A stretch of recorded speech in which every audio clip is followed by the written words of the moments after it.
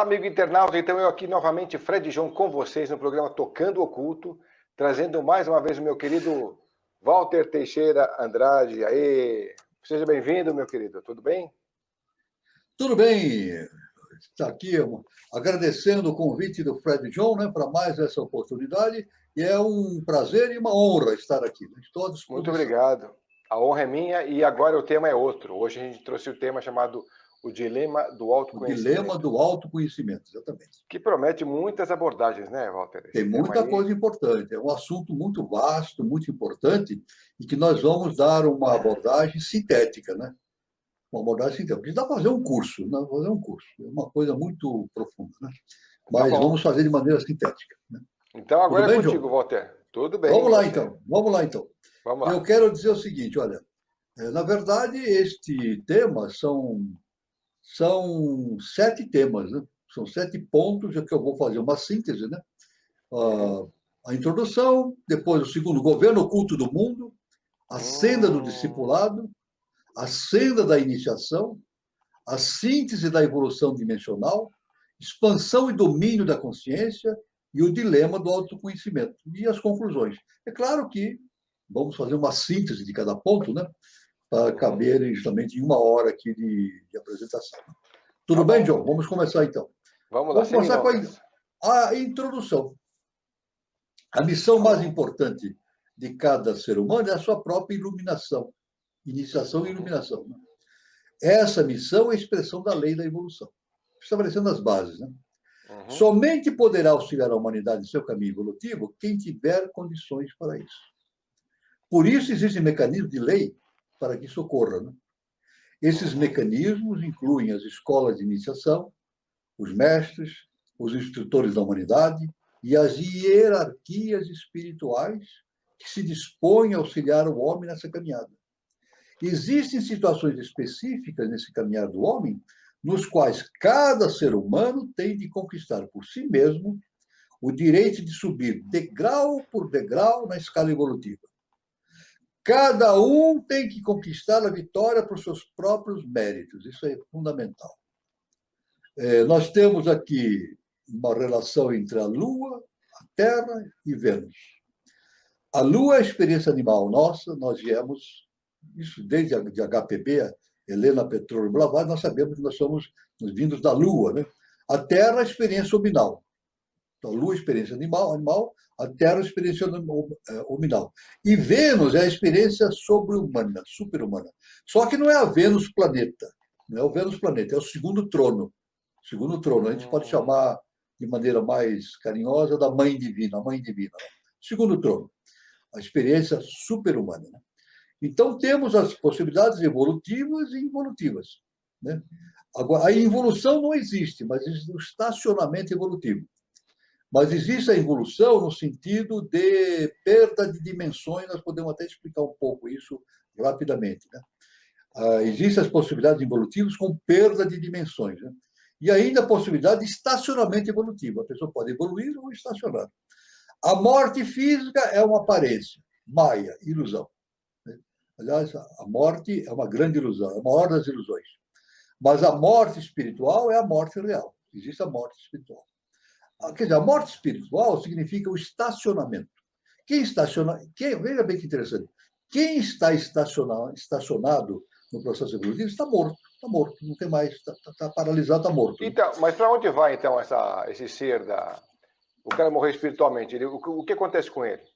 Não, a morte espiritual não existe. O que acontece é perda da tríade superior.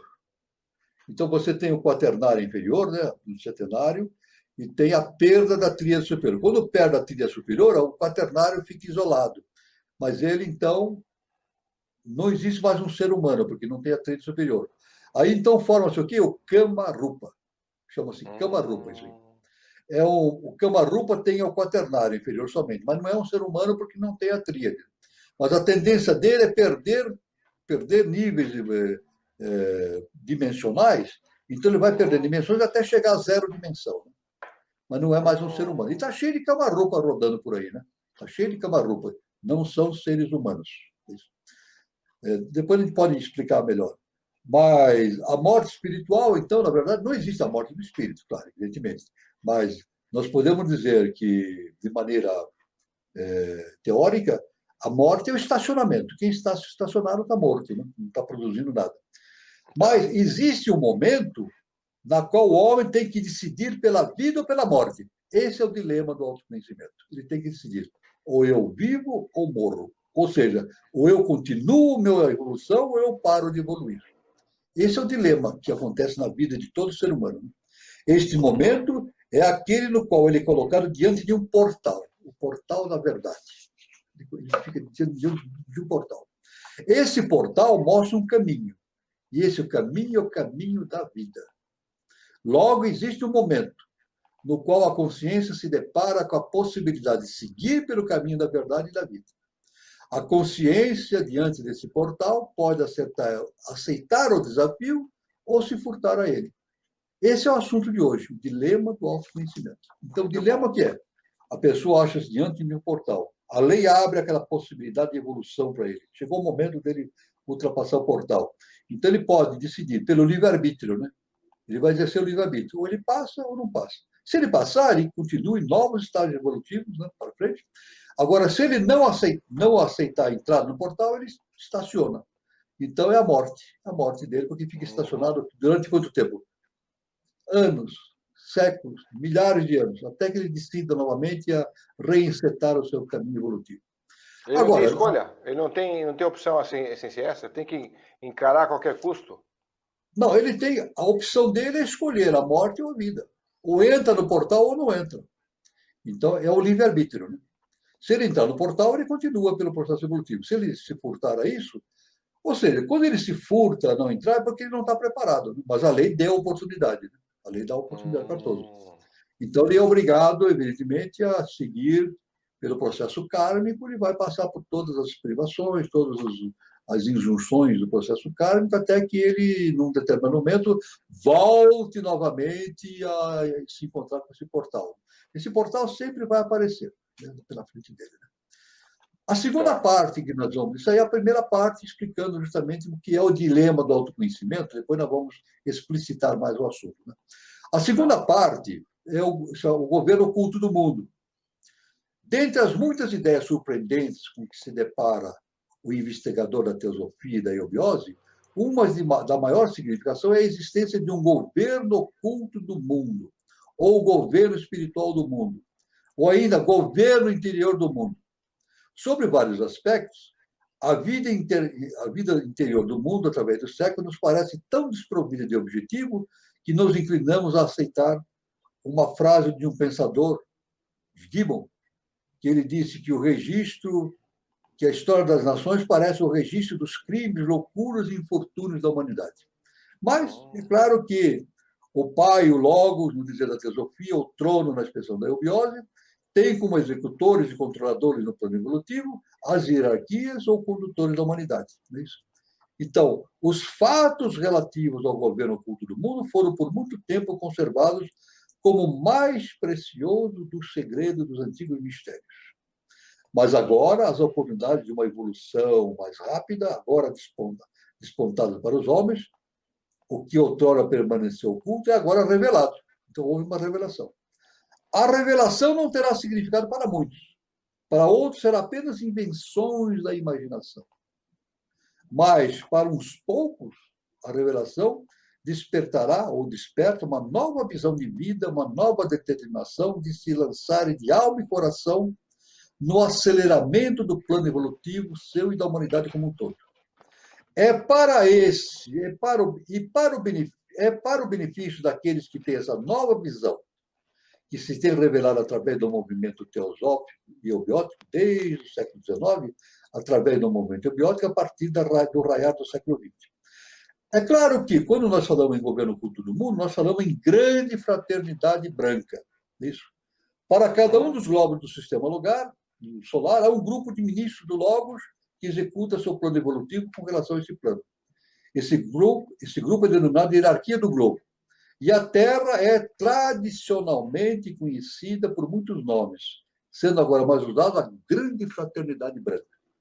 Então, a grande fraternidade branca, então é muito importante essa ideia, é uma grande loja superior, uma ordem superior matriz de modelo de todas as lojas, ordens ou escolas de iniciação que sempre existiram. Os excelsos oficiais dessa grande fraternidade branca são os adeptos, e atuam numa ordem verdadeiramente hierárquica, segundo suas classificações, tendo cada qual sua função em determinado departamento do plano da evolução para o planeta Terra. Então, nós já vemos já de início essas duas grandes noções, né? O rei do mundo, né? E, justamente, a grande fraternidade branca. Né? A grande fraternidade branca é constituída por seres de alta hierarquia adeptos, depois tem os iniciados, os iniciandos, os grandes iniciados, os iniciados de porte médio, os iniciados de porte menor e os iniciandos. Né? Então, eles fazem parte, todos estão sob essa influência da grande fraternidade branca. Isso é muito importante, esse conhecimento. E o chefe dessa hierarquia, que é o rei do mundo, é chamado Melquisedeque, que rege e ordena em nosso globo todos os acontecimentos relativos aos anjos e aos homens. É isso? Em sua consciência, registra tudo o que se passa nos 7 planos do nosso globo. A morada dele é em Melquisedeque, não é isso? Ele é em Shambhala? Não, na verdade, nós estamos mergulhados nele. Ele está em Shambhala, mas estamos mergulhados nele. É isso? Tudo se interpenetra. Agora, não há um pensamento ou uma coisa que a gente possa fazer de secreto para ele. Ele sabe tudo o que se passa na nossa mente. É um livro aberto. Né? Nós estamos mergulhados nele. Como estamos mergulhados no segundo trono, no primeiro trono, na divindade e assim por dentro. Só que nós não percebemos, porque o nosso estado de consciência é limitado e não dá para perceber, né? A presença desse ser. Então, em sua consciência se registra tudo o que se passa em tudo o que acontece no planeta. Como o seu aura interpenetra toda a Terra, sabe tudo quanto acontece dentro desse aura. E não há ato tão secreto que ele não conheça. Nem injustiça, por leve que seja, que ele não registre. Então, ele sabe tudo, tudo, tudo. E por isso que ele é chamado o rei do mundo. Né? O rei, como chamo frequentemente, não é um adepto da nossa humanidade. Sua posição é demasiadamente elevada para ser ocupada por um adepto da nossa evolução humana. É um poderoso adepto de Vênus.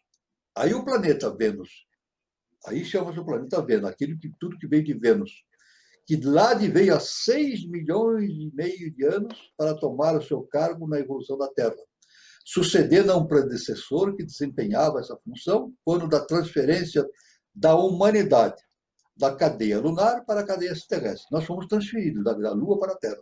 Isso aí faz parte da teosofia, da eubiose, isso é conhecido. Né? A tradição como hindu chama de Sanat Kumara, o eterno virgem adolescente, porque seu corpo, embora físico, não nasceu de mulher, porém foi feito por Kriya Shakti, ou poder da vontade, e nunca envelhece. Tem aparência de homem, porém ele sempre tem a aparência de um homem, né? Um ser humano, mas ele sempre tem uma aparência de um jovem de 16 anos. É a vontade do Logos encarnada para os homens, seu poderoso amor é tão vasto como o oceano. Ele tem um imenso amor pela humanidade. E devo dizer que ele, na verdade, ele é governo oculto, ele não é secreto. Aliás, Fred, nós podemos dizer o seguinte, não existe nada de secreto no universo, nada. Existe oculto. O oculto existe. O que é oculto? Aquilo que o ser humano não quer saber. Então, fica velado para o ser humano. Lá Jesus, o Cristo, o grande Jesus, o Cristo falou, está no Evangelho, batei e observosar. Então, para conhecer, precisa bater na porta. Então, para a pessoa saber o oculto, tocando o oculto, né? Trata bem desse assunto, né? Para saber o que há atrás da porta do oculto, precisa bater na porta. E a porta se abre. Então, o Cristo falava, bater e observar. Agora, se a pessoa não bate na porta, a porta não se abre e fica tudo oculto para ela. E assim também. Agora, eu quero dizer que o rei do mundo ele é citado na Bíblia, nos Evangelhos. Né? No Evangelho. Capítulo 14, em Gênesis, Melquisedeque abençoou Abraão. Né? Então, está lá, Abraão teve um contato. Né? Capítulo 110, Salmo 110 também. O reino e o sacerdote do Messias. Né? Então, está lá nesse salmo, jurou o Senhor e não se arrependerá. Tu és sacerdote para sempre, segundo a ordem de Melquisedeque. Então, Hebreus também, Hebreus cita, do Paulo de Tarso cita no capítulo 5, né? Ele também, aliás, ele fala do Cristo, né? Ele fala de Jesus, o Cristo, ele diz que do Cristo, Paulo fala assim: tu és sacerdote para sempre, segundo a ordem de Melquisedeque. Então, Jesus era sacerdote da ordem de Melquisedeque. Aliás, todo grande mestre torna-se, quando ele atinge o estado de Buda, ele torna-se, evidentemente, sacerdote da ordem de Melquisedeque. Então, então tem Hebreus também, capítulo 5, né? Tem a citação, várias citações, Hebreus capítulo 6 e capítulo 7, e assim por diante. Então, isso é citado na Bíblia, né? Na Bíblia, desde o início, desde Abraão, Melquisedeque. Né? A terceira parte que nós vamos considerar aqui, o assunto tem que ser desenvolvido, né? É a cena do discipulado. É isso? Então, quando o indivíduo bate na porta, a porta se abre, então ele torna-se um discípulo. É isso? Ele não sabe tudo, mas ele entra no caminho da iniciação. Então, ele torna-se um iniciando. Aí, nesse caminho de iniciação, ele tem várias etapas. Né? Na ciência iniciática, é determinado 5 etapas. O homem de ideais. Segundo, discípulo em provas. Terceiro, discípulo aceito.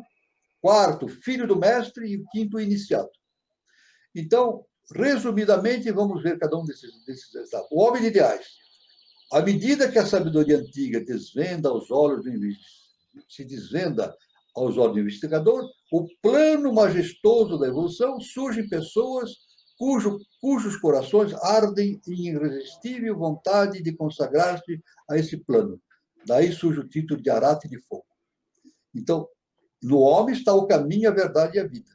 Então, basta apenas despertar da sua letargia para ver a luz que arde em sua alma. Então, o despertar da alma abrange muitos estágios. Né? Então, aí está esse primeiro estágio, que é o homem de ideais. Né? Então, no longo do desenvolvimento da consciência da alma, chega um estágio em que se reconhece claramente que nela o egoísmo foi substituído pelo altruísmo. Isso é muito importante. Aparece, então, na Terra como homem ou mulher de ideias. E, embora tentada, muitas vezes, para atrair esse ideal, nunca o renuncia definitivamente e o mantém à custa de sofrimentos e martírios. Aí o mestre aparece, para o homem de ideias e a mulher de ideias. É nesse estágio que intervém na vida da alma um ser que lhe guiará a expansão da consciência às mais altas realizações espirituais. Esse ser é um pai em Deus, um mestre da sabedoria, que observou os esforços da alma, vidas seguidas, para manter-se fiel ao ideal, e agora vem estabelecer com a alma os laços entre mestre e discípulos. Aliás, disse frequentemente que quando o discípulo está pronto, o mestre aparece. Mas nós podemos dizer com mais profundidade o seguinte: quando o discípulo está pronto, ele começa a perceber o mestre. O mestre está sempre pronto. O mestre está sempre ao nosso lado. Os mestres estão sempre ao nosso lado. Agora, nós somente percebemos quando nós estamos preparados para isso. Né? O segundo estágio é o discípulo em prova. Então, ele entrou na porta, entrou por essa entrada do discipulado. Né? O mestre da sabedoria, então, que o conduz, põe o discípulo em prova, o qual é realizado ora no mundo físico, ora no mundo astral. A ordem do mestre, sobre a ordem do mestre, um discípulo mais adiantado conduz o aspirante a ele. Então, um discípulo mais adiantado, o mestre indica para que ele cuide desse discípulo que está no estado de iniciação. Né? O mestre forma uma imagem que reproduz o discípulo, né? Os corpos de discípulo. Então, essa imagem fica junto ao mestre. E ele pode observar continuamente todas as ações e efeitos mentais e emocionais do discípulo. Quando tem essa relação, o mestre vê o discípulo permanentemente. Então, ele sabe exatamente o estágio em que o discípulo se encontra.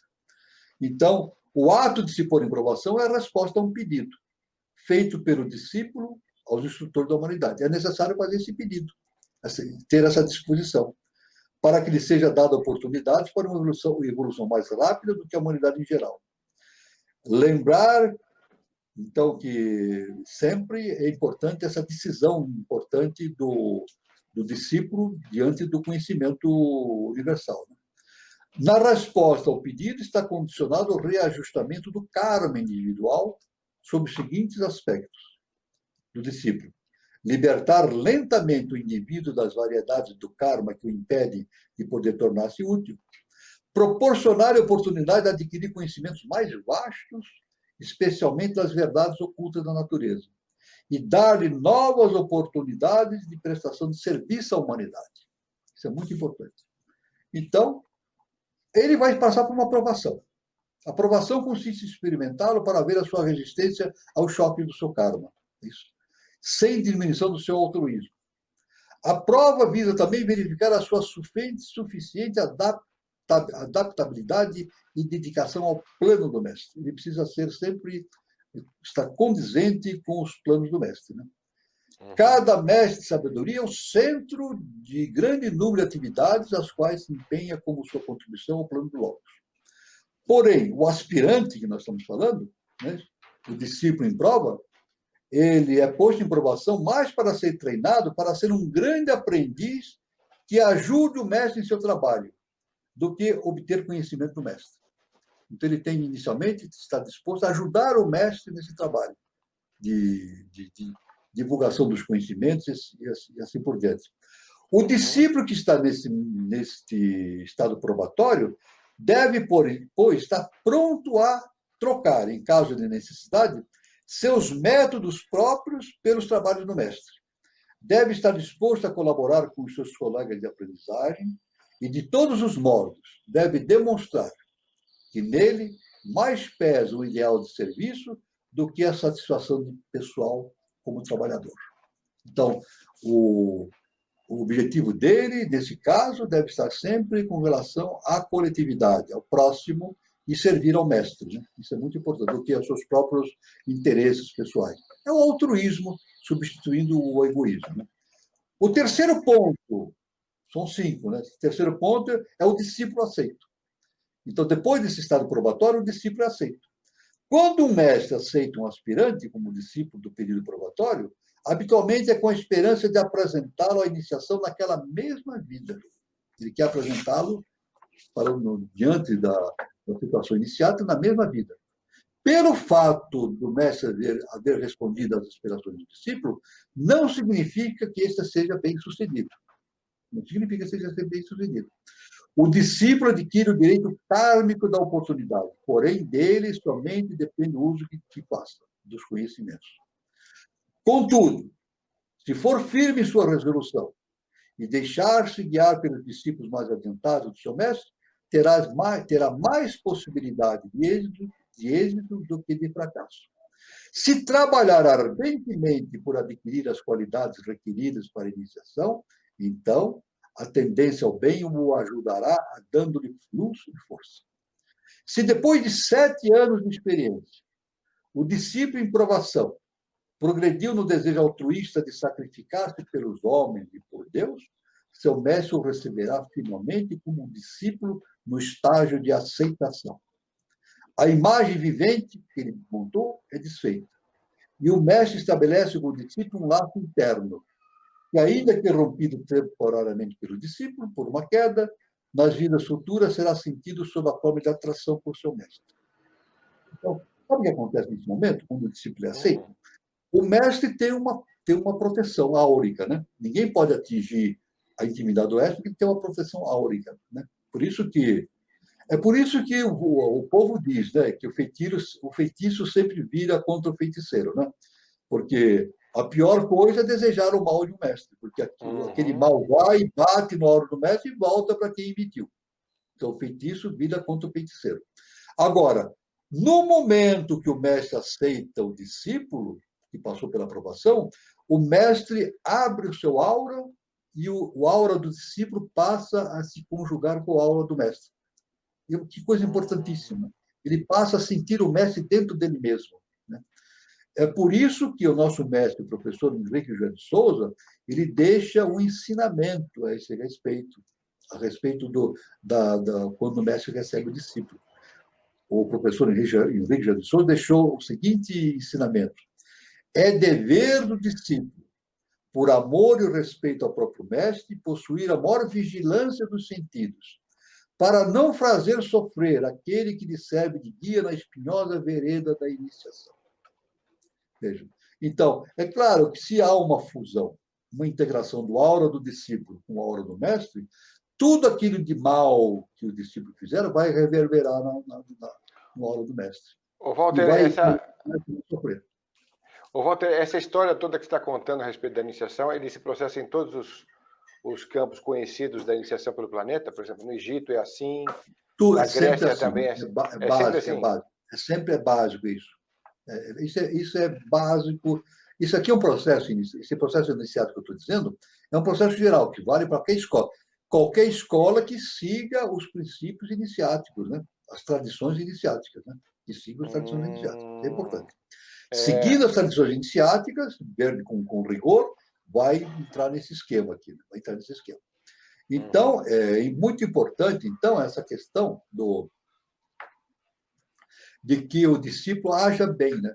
E a gente sabe, através da história, né? Não é, a gente sabe disso, né? Que na maioria das vezes o discípulo faz o mestre sofrer, né? Estou mentindo? É verdade, é verdade. O discípulo. Jesus, o Cristo, foi a prova evidente disso. Né? Ele abriu seu coração, se fundiu com a humanidade e passou por um sofrimento muito grande. Danado, e todos, grande. Né? Todos. O nosso próprio mestre, o professor Henrique de Souza, também, ele passou por sofrimentos muito grandes junto a seus próprios discípulos, né? Que não o compreendiam e faziam coisas não adequadas.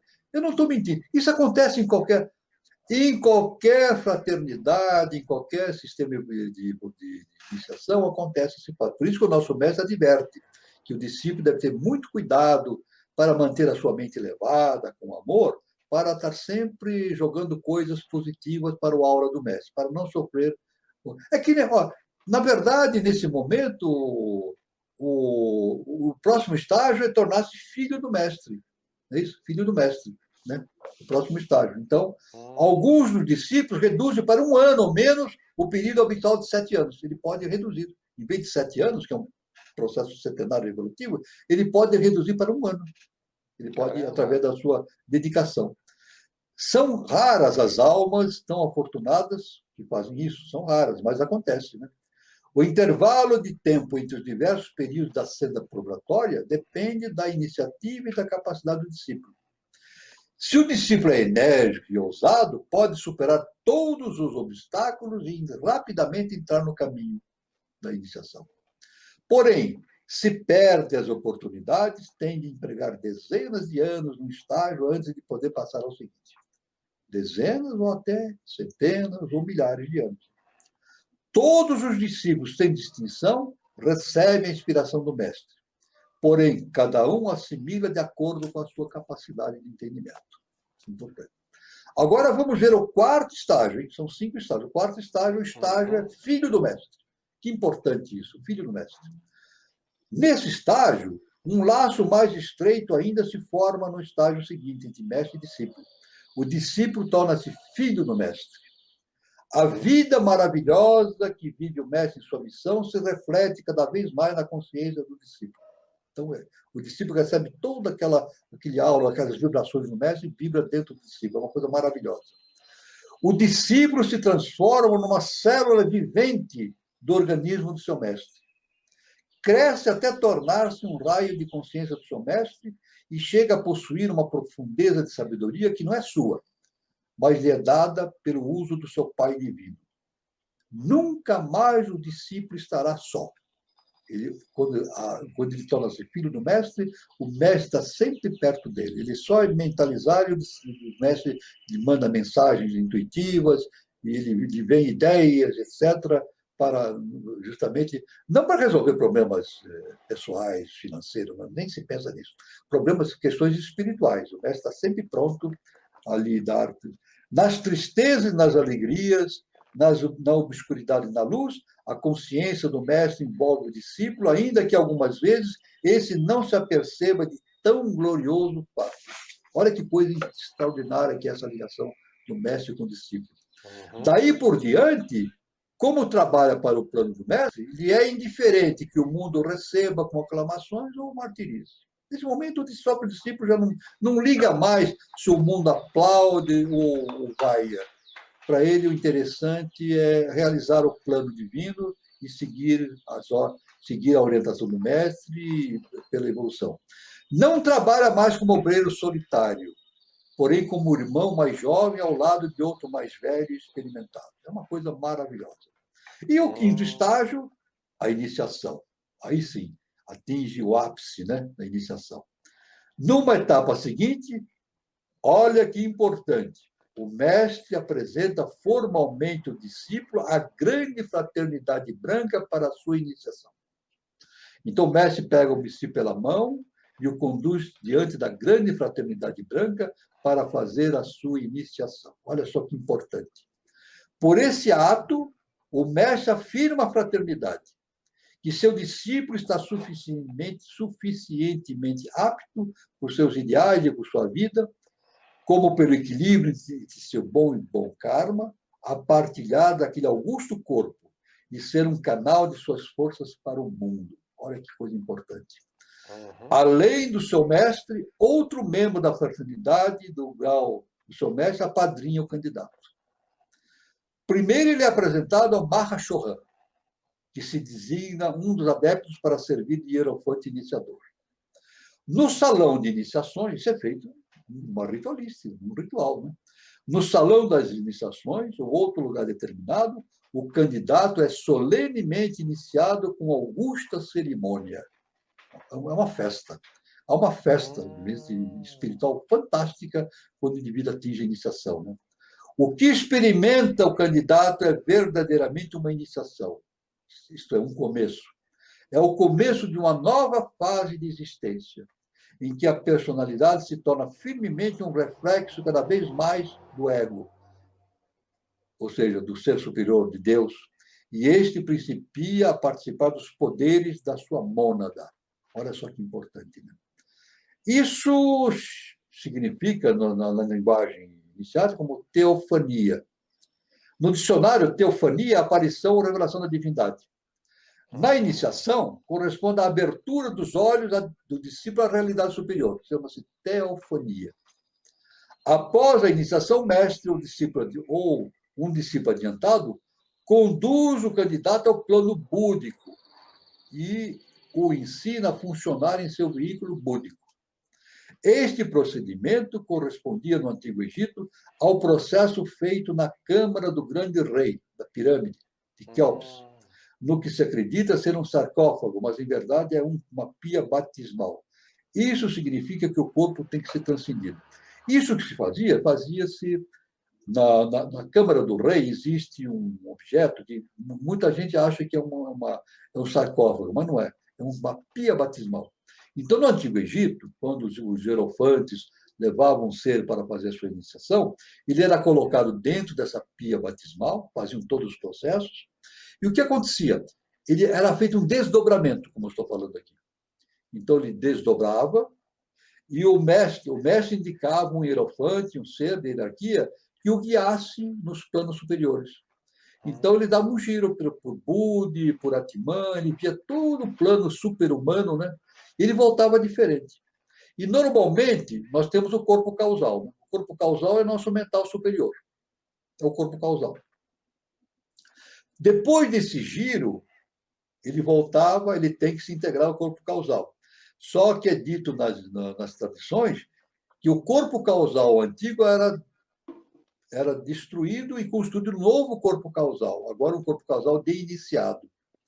Então, claro, o indivíduo se incorporava, voltava novamente ao corpo físico, um novo corpo causal, e pronto para começar seu caminho como instrutor da humanidade, já com um novo corpo causal. Uma coisa fantástica, fantástica. Mas isso acontece.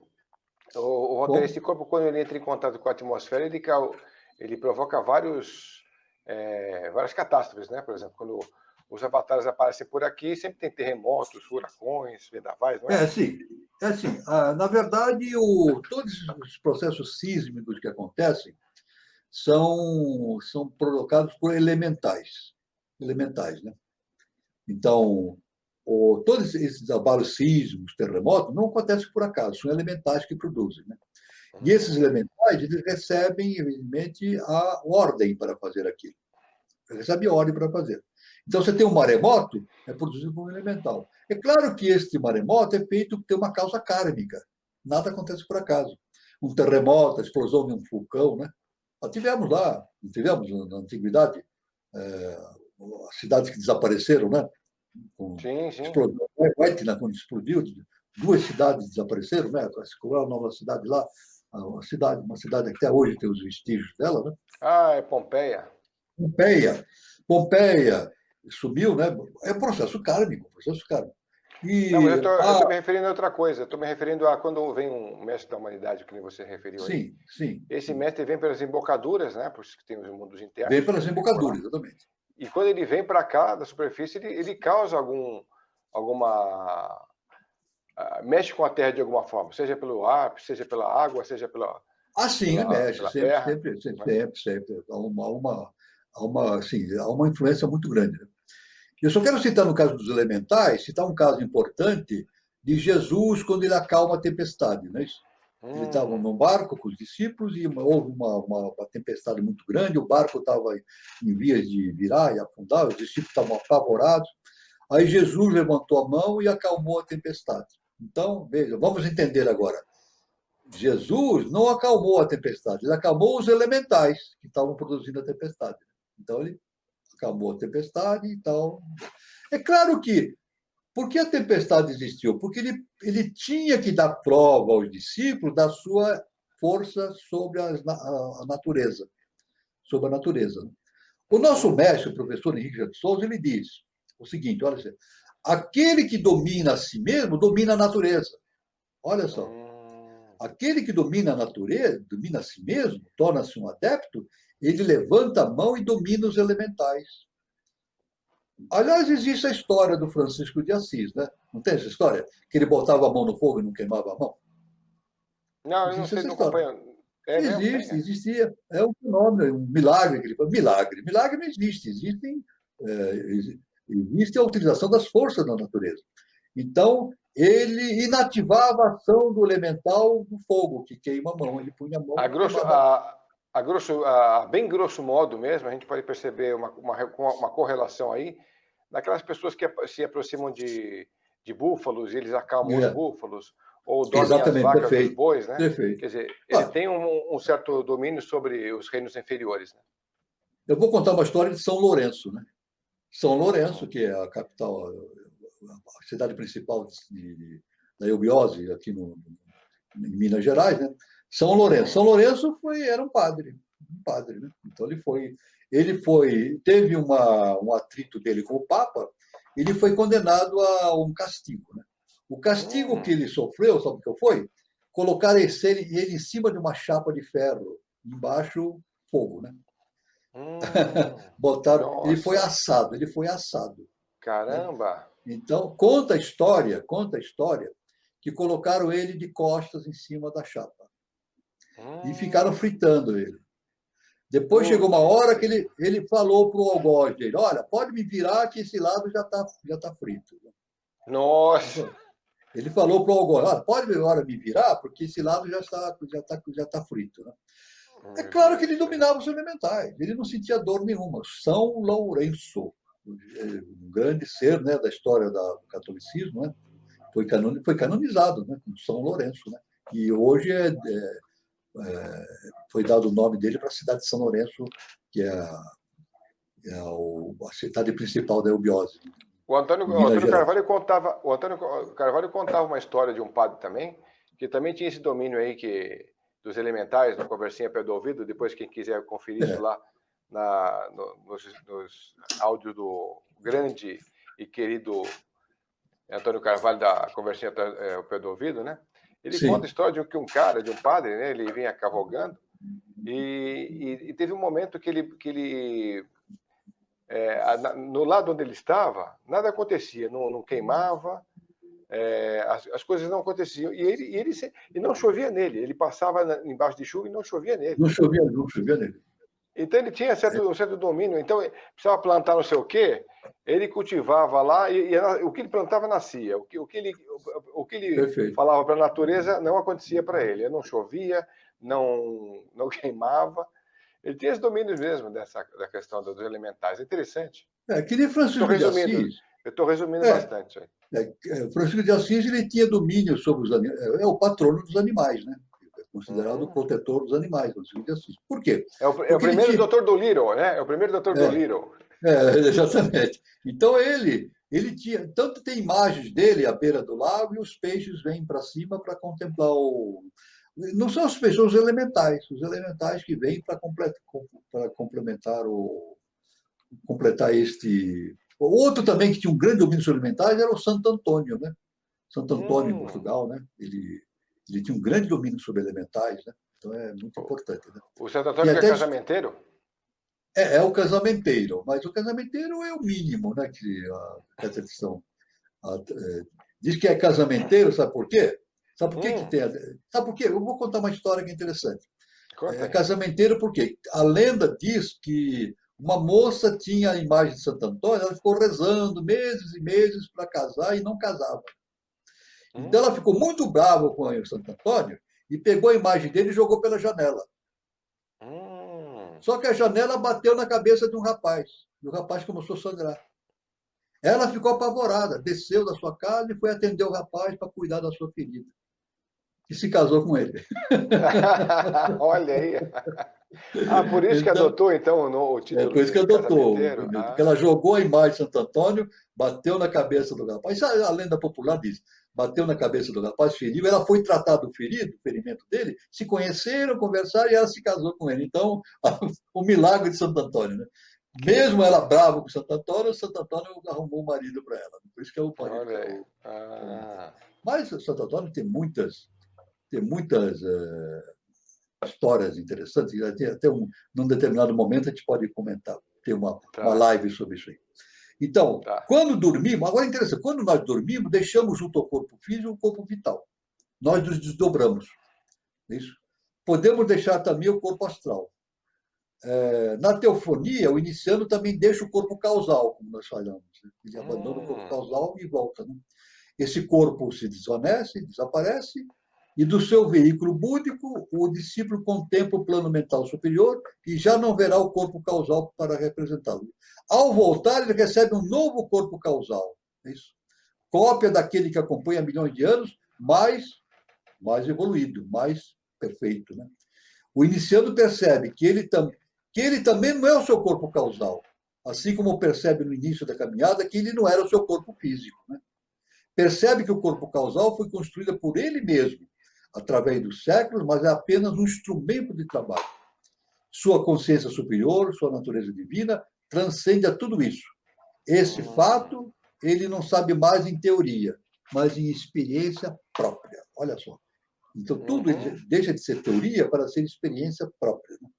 Então, aqui, agora é claro que nesse processo da iniciação, é um processo muito extenso, né? Nós temos aqui, conforme... Isso aqui já o budismo fala sobre isso, né? O budismo também fala sobre esse fato, né? Que para que haja...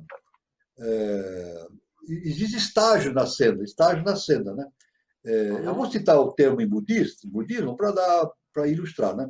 O primeiro estágio só ele entra na corrente, de maneira sintética. Sadagakami, volta uma vez. Anagakami, não volta mais, não reencarna mais. Arati, ele torna-se um venerável. E Aseka torna-se um mestre.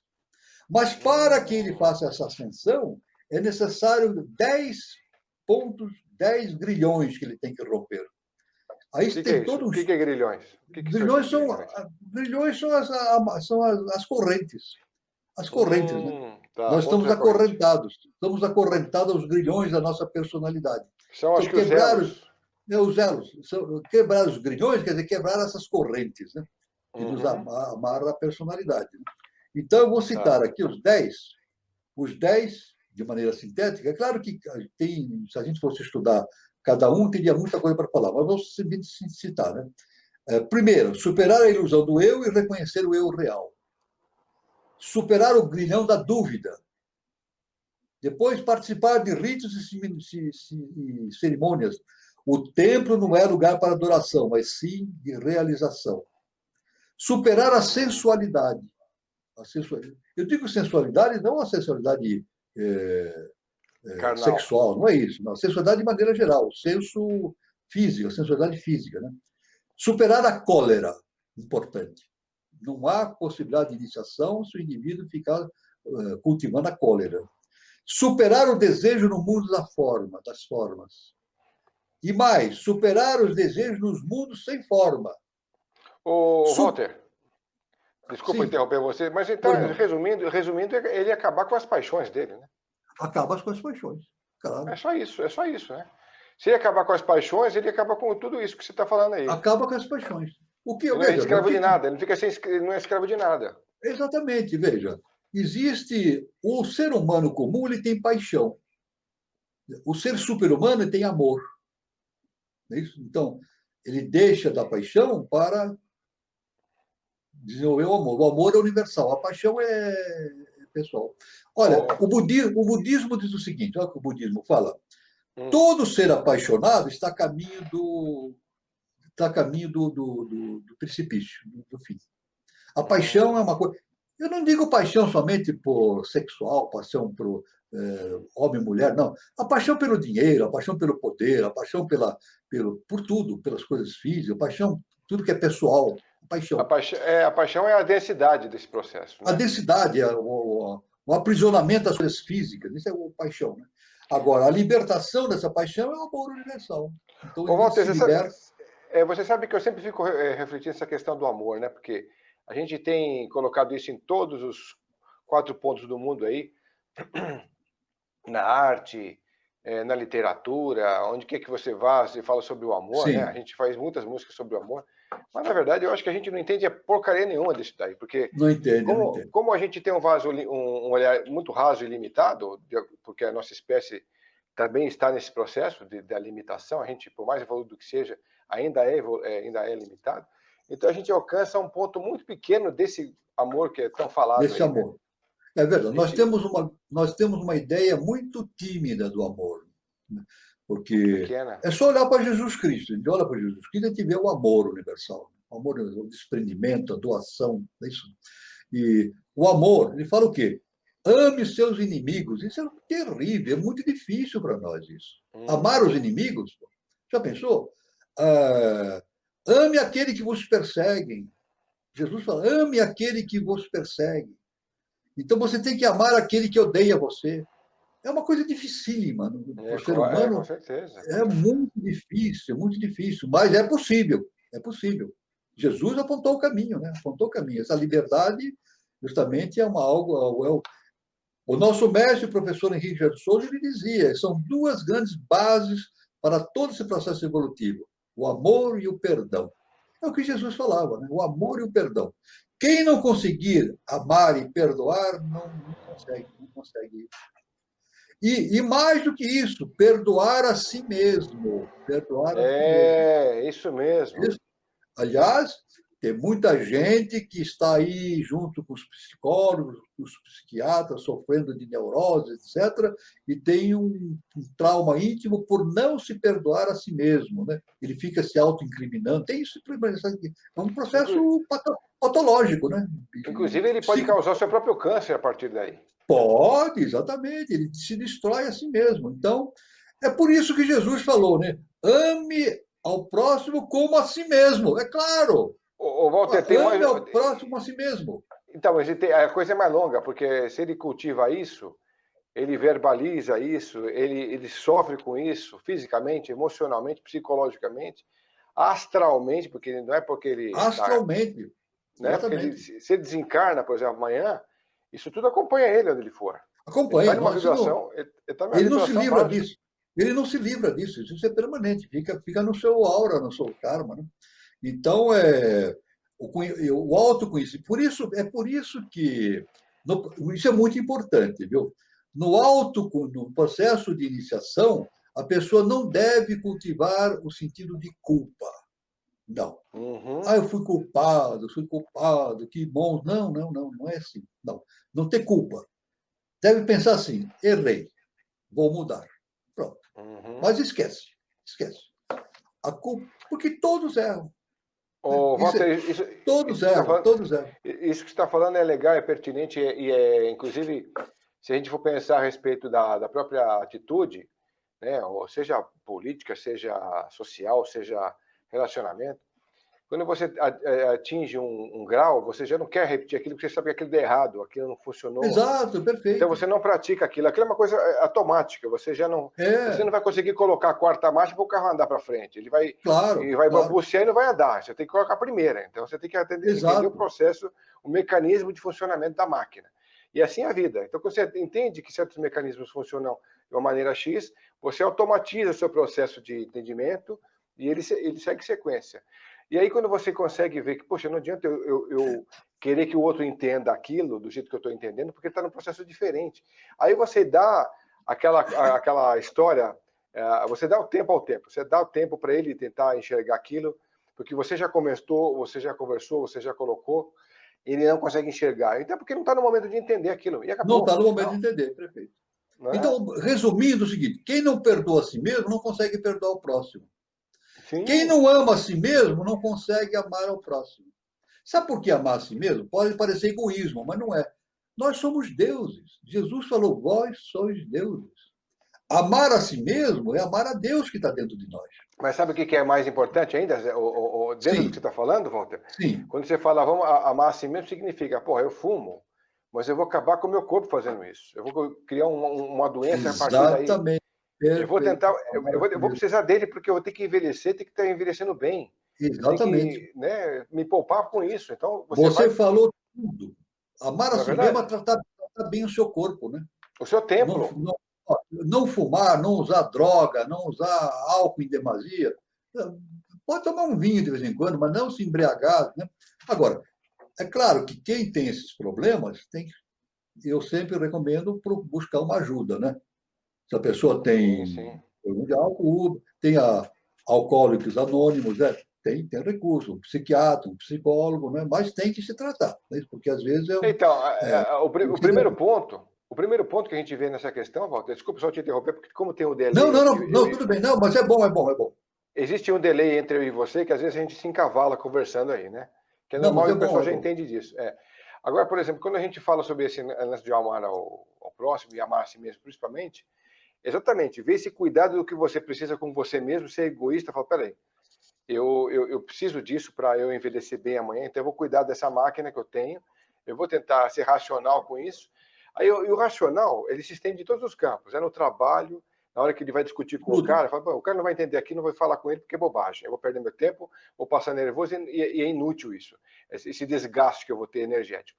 É ele também falar com a namorada ou com o namorado, falar, olha, é, ele já tentou uma vez, tentou duas, não adianta ele tentar uma terceira, porque ele vai empacar de novo.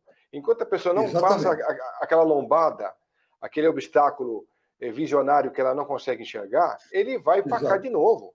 Né? Então, Exatamente. tudo. Então, o que a gente está resumindo com essa história? Eliminar as paixões e você aprende a enxergar o teu processo. Enxergando esse Exatamente. processo da vida, você elimina, além das paixões, o desgaste energético que você tem ao longo do caminho desse processo. Não Perfeito. é? Eu só quero citar os 3 grilhões que estão faltando, que eu quero fazer um comentário. Claro, O claro. 8º grilhão é superar o orgulho. O 9º, superar a irritabilidade. E o 10º, superar a ignorância. Isto aqui é um texto tirado do budismo que se encaixa perfeitamente nesse Hum, processo. Agora, eu quero dizer o seguinte: a paixão e o amor, né? Às vezes a pessoa diz assim, pode ser, amar a si mesmo é um ato de egoísmo. Não, é como se diz, amar a si mesmo é tratar bem de si mesmo, autoconhecimento, né? Porque no budismo também existe, no processo da iniciação, são 3 fases importantes que existem no budismo, que eles classificam, né? A evolução do ser uhum. humano. A primeira fase é a fase mais básica, né? Mais evoluída, em que o indivíduo diz, eu existo e tenho outro. Eu existo e tenho os outros. Isso é maia, ilusão. Né? É. No segundo estágio, quando o indivíduo entra no caminho da iniciação, evolui, ele olha para os outros e diz assim: aquele é meu semelhante. Foi o que Jesus falou, né? Ah, ele é meu semelhante. Todos são meus semelhantes. O segundo estágio. Agora tem um terceiro estágio, mais evoluído que todos. A pessoa olha para um ser humano e diz: ele sou eu. Ele sou eu mesmo. Nós dois somos um.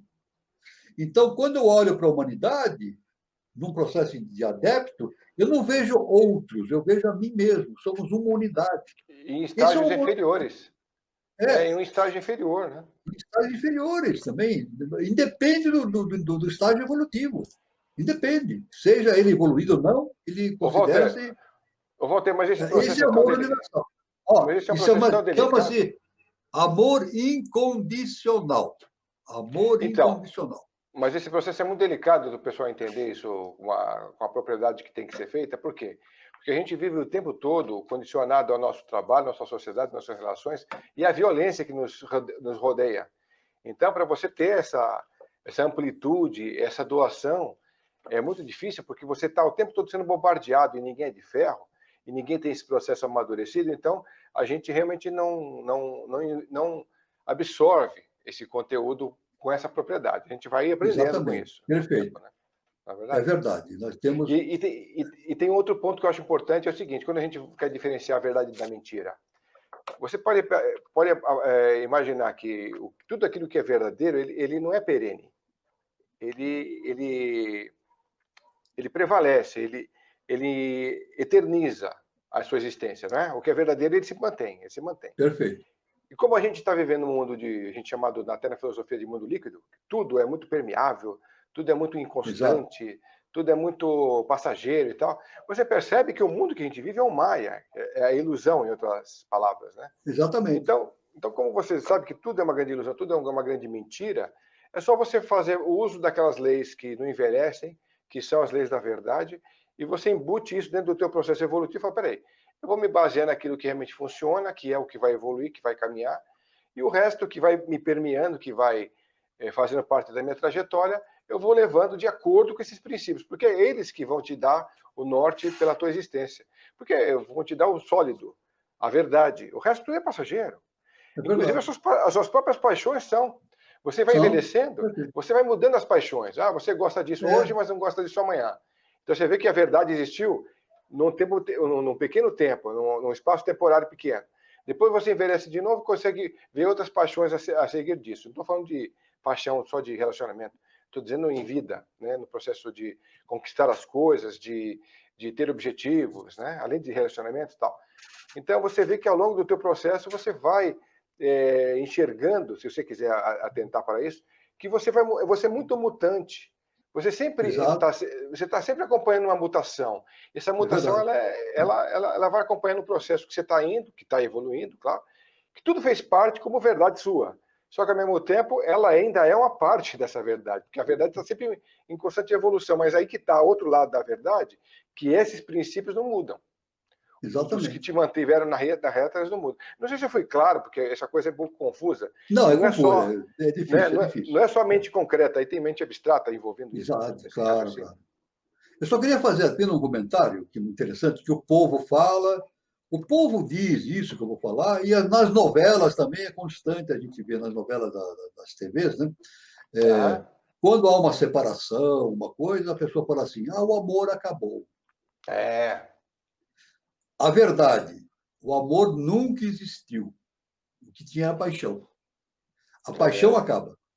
Quando a pessoa fala assim, o amor acabou, ela tem que falar, na verdade, assim, a paixão acabou, porque o amor não acaba. O amor é eterno e universal. E um outro, como o tema de hoje tem ligação com Carl Gustav Jung, né? O Jung descobriu o processo de projeção, né?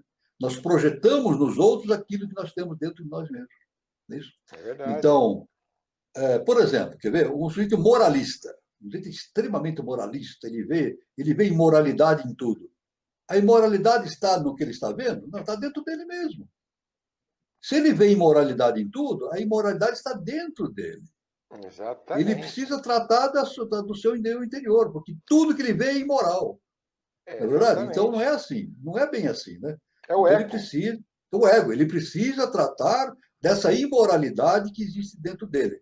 Não é Então, isso? mas esse é um eco. Ele vai, É, isso ecoa para ele, e aquilo exatamente, amplifica. E aí ele diz. exatamente.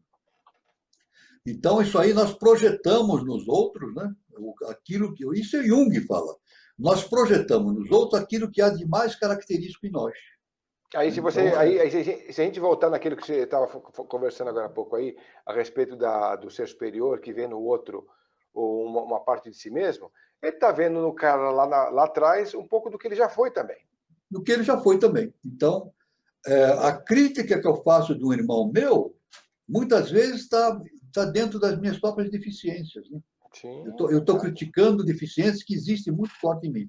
Então, por isso que o nosso mestre, o professor Richard Souza, diz que o mais importante não é ver defeito nos outros, mas corrigir os seus próprios defeitos. Isso é importante. É isso.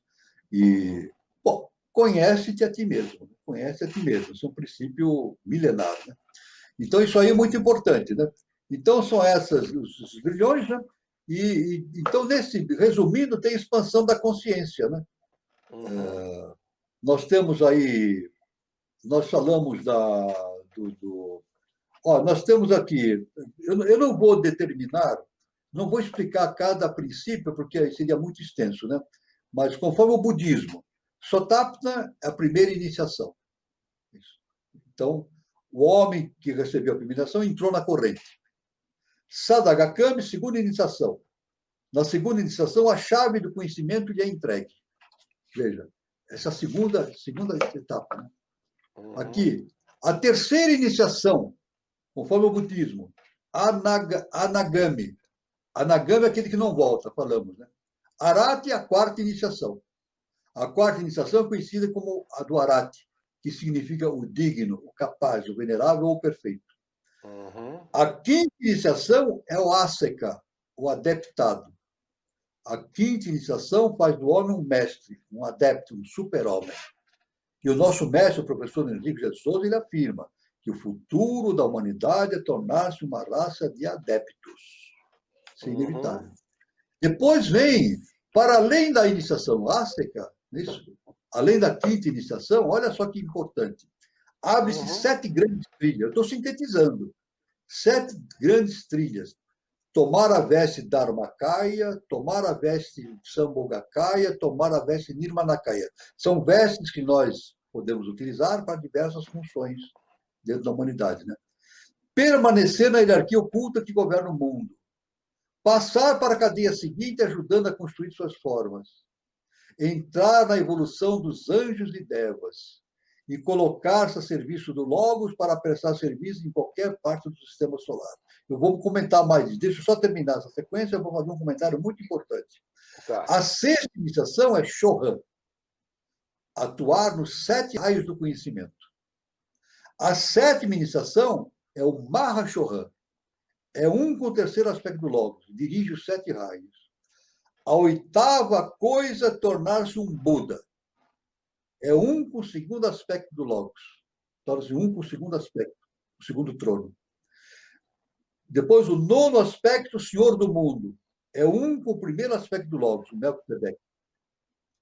E na décimo estágio, Logos. Ele entra em contato direto com o primeiro, segundo e terceiro aspecto. Agora, eu quero apenas fazer um comentário aqui.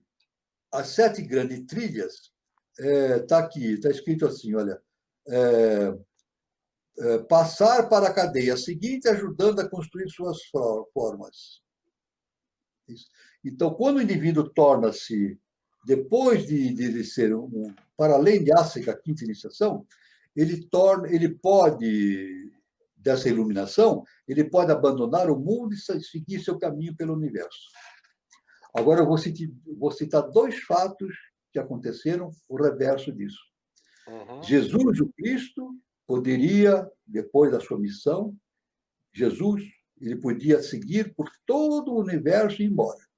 Mas não foi. Não foi. Ele está entre nós, por amor. Por amor. Tanto que, no final da sua trajetória, ele disse, está no Evangelho, estarei convosco até o fim dos séculos. Ele está conosco. Até que toda a humanidade atinja o seu projeto de deputado, Jesus está entre nós. Isso é amor universal, doação. Né? Não é fácil para ele. E também Buda também. A tradição diz que Buda teve a possibilidade, depois da sua iluminação, de ir embora da Terra e seguir pelo caminho do universo, outros sistemas mais evoluídos, né? Libertar-se definitivamente de tudo, mas ele não foi. Então, diz a tradição iniciática do budismo que Buda só vai deixar o nosso ambiente quando ele ver pelas costas o último ser humano saindo desse ambiente terrestre. Então, ele está entre nós. Então, esses seres dão por doação à humanidade. Né? Isso chama-se amor universal. Isso é muito importante. Né? Então, Pois não? Eu posso dar um parênteses no que você está falando? Por favor. Dentro desse processo que você está falando aí, pode existir também, de repente, os seres da hierarquia falam, bom, esse momento cósmico não cabe esse tipo de energia dessa parte da humanidade. Pega aquela parte da humanidade e joga no outro sistema evolutivo até eles ganharem um pouco mais de condição, não é isso? Tem. Dentro desse processo que você está falando, cabe essas aulas, esses momentos de evolução em paralelo aí que eles fazem, né? Perfeito. Justamente, você vê, a nossa condição, estamos caminhando para uma nova civilização. O que vou falar agora, não fui eu que inventei. Isso é um conhecimento dado pelo professor Henrique José de Souza. E por Cristo também, de forma maiávica, ele deu essa instrução. É claro que se nós considerarmos toda a humanidade, é isso? Nós sabemos que o nosso mestre diz que no ano 3005 a humanidade vai atingir um estágio evolutivo extraordinário. Depois serão 10 mil anos de uma evolução extraordinária para a humanidade. Uma coisa fantástica, o nosso mestre diz, a partir do 3005. Né? Mas pode ser que nem seja mais na Terra, né, Walter? Pode ser que seja em outro sistema evolutivo. Isso. Né? Nós podemos considerar isso. Então, nós já vamos considerar isso. Então, o que acontece? É claro que a gente pode pensar, toda a humanidade vai conseguir chegar nesse 3005? Claro que não. Claro que não. Porque tem uma parte da humanidade que não vai conseguir. Não tem mais jeito. Não tem mais, estão estacionados. Então aí entra o ponto da transmigração para outros planos evolutivos. Né? Lá no Espiritismo fala-se exilados de capela, né? Não tem? Exilados de capela, não é isso? Um planeta girando ao redor da estrela Capela, não é isso? Houve um momento em que uma parte daquela humanidade não estava em situação de continuar o processo evolutivo e foi trazido para a Terra. É isso? Foi trazido para a Terra, dizem, no tempo da Lemúria, etc. Né? Então vieram continuar seu caminho. O nosso professor Henrique de Souza, ele diz também que ele fala o seguinte: quem não estiver em condições de seguir pela nova civilização, não reencarna mais na Terra, vai reencarnar em globos obscuros. Ou seja, isso é um processo que existe no universo todo, a transmigração, né? A transmigração para outros planetas, né? De outros globos evolutivos. Não é punição, não é punição, é uma oportunidade que a pessoa tem para recomeçar o seu processo evolutivo. Né? Então, isso é muito importante, essa questão. Então, por isso porque como está, não dá para ficar, né? Ele não consegue encaminhar do jeito que está. Então, o que vai acontecer no mundo, esse 3005, vai ser realizado por uma elite. Não é elite econômica, não é elite social, não, é elite espiritual. São esses iniciados que estão aí se preparando, né? Seres bimânicos, atabimânicos, constituem essa elite. Então, a função dessa elite é justamente conduzir a humanidade para essa nova civilização e também ajudar aqueles que queiram participar a evoluir. Jogar conhecimentos, sementes, jogar o máximo de conhecimentos e sementes para que muitos entrem no caminho da iniciação e passem o seu projeto evolutivo. Então, a humanidade realmente está passando por uma fase muito importante. Jesus, o Cristo, falou a separação do joio e do trigo. Pronto, não precisa falar mais nada. Né? Ele falou, Evangelho, fim dos tempos, separação do joio e do trigo. Então, o trigo vai e o joio é tirado. Não, só que as religiões deturpam muito essa questão, porque eles ficam colocando os escolhidos de um lado, os terráqueos de outro. Né? Não. Mas o joio, que é a parte que não passou, vai para outros globos e continua o seu processo evolutivo. E tem mais, e tem mais. Olha só que interessante. Olha só, olha como a lei, o professor diz, a lei é justa e perfeita. A lei é justa e perfeita. Aqueles que saírem da Terra e foram para globos obscuros, eles serão mestres nesses globos obscuros. Nesses lugares, né? Olha que importante, né? Então, um cientista, vamos supor, um cientista aqui que só usa as coisas para fazer bomba atômica, destruir tudo, né? Ele não tem condições de participar de uma nova civilização. Né? Ele está sempre com a ação de... Estou dando um exemplo, né? Destruição, destruição na cabeça. Então, ele, com certeza, o que a lei vai fazer? Vai pegar esse cidadão e vai jogar nos globos obscuros. Só que ele vai chegar nos globos escuros com conhecimento superior àqueles que estão lá. Então, ele vai ajudar a descobrir o fogo, fazer a canoa, inventar a roda. Né? Walter, sim, mas e não fazer dá para você... Não, você de repente não pode... tecnológicos. Não, você então, não pode ter nada um se Hitler... perde. Não, mas e se o Hitler for para um lugar desse, por exemplo? O Hitler ele vai continuar manipulando a tropa dele, a trupe dele, para ele continuar Também, imperando claro, como ditador, o grande ditador. Exatamente. Ele vai fazer um trabalho dele lá, né? Ele vai ser transmigrado para outro planeta, para a sua própria evolução, né? Ele vai cumprir seu karma, né? Mas é interessante que mesmo esses que são transplantados para outro planeta, eles vão ser úteis evolutivos, vão ser os mestres. Aqui são evoluídos, mas lá eles vão para locais onde tem seres da caverna, lá primitivo, eles vão ser os mestres e vão ajudar aqueles seus irmãos a evoluírem. Então, vão dar de si uma contribuição. E isso vai pesar no seu currículo, né? Vão melhorar o currículo, né? O currículo vai ser melhorado, né? Porque eles vão ajudar, etc. Né? Isso é muito importante. Então, você vê que a lei é justa e perfeita. Né? A lei é justa e perfeita. Ela é muito justa, tudo, né? Agora, só não vai para esse mundo escuro, agora retornando, o Kamarupa. Kamarupa. Aí voltamos, agora vamos explicar. Kamarupa é o processo decorrente da perda da tríade superior. Isso aí é contado, tem na teosofia, na religião. O que acontece? Quando tem um setenário, né? Quando o quaternário começa a fazer crimes hediondos, a sua vibração fica muito baixa. Então, essa conexão entre o quaternário e a tríade torna-se muito fraca. Porque a tríade é muito elevada, a vibração, e o quaternário, tornando-se muito pesado, há um rompimento. Então, a tríade se escapa e o quaternário fica sozinho. O que é esse quaternário quando sobe? É um Kamarupa. Não é um ser humano. Não é um ser humano. Não é um ser humano. Perfeito? Então, esse Kamarupa, a tendência dele é se degenerar, perder dimensões. Mas ele tem o mental, ele tem o astral, ele tem o vital e tem o físico. É isso? Mas ele torna-se um Kamarupa, a tendência dele, como ele não tem a tríade superior para organizar tudo, ele vai perdendo dimensões. Agora, ele vai perdendo energia. Agora, para não perder energia, sabe o que ele se torna? Um obsessor. Um vampiro. Torna-se um vampiro. Fred João, vampiro existe?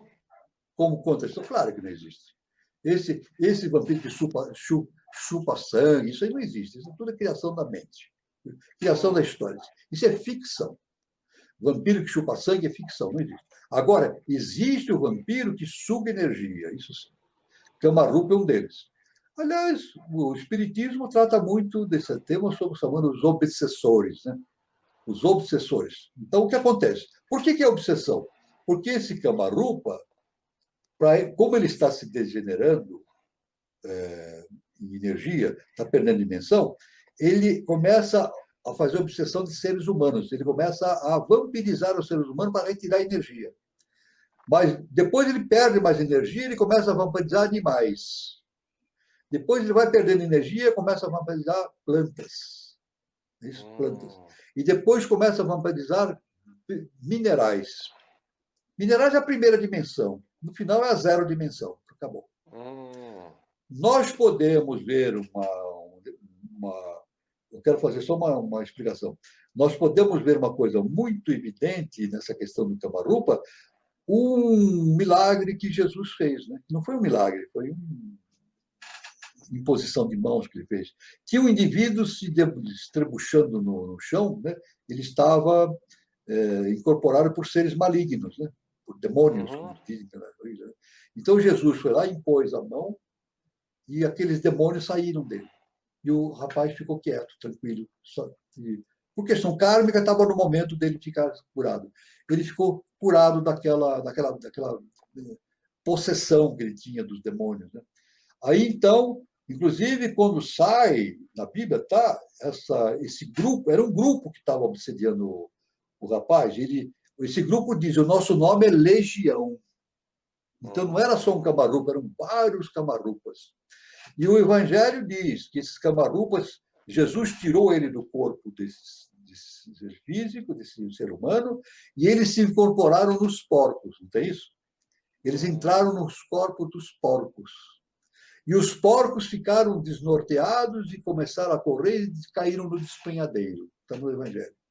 Então, é claro, eles foram, Jesus tirou ele do corpo humano e eles ficaram apavorados e entraram no corpo dos porcos para sugar a energia dos porcos. Então, esse é um exemplo típico do Kamarupa, né? Agora, é claro, no Espiritismo fala-se muito Kamarupa, né? De obsessor, né? Agora, isso é uma ideia iniciática, que vão dar muito importante.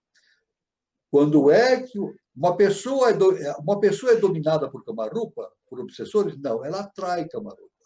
Ela atrai obsessores.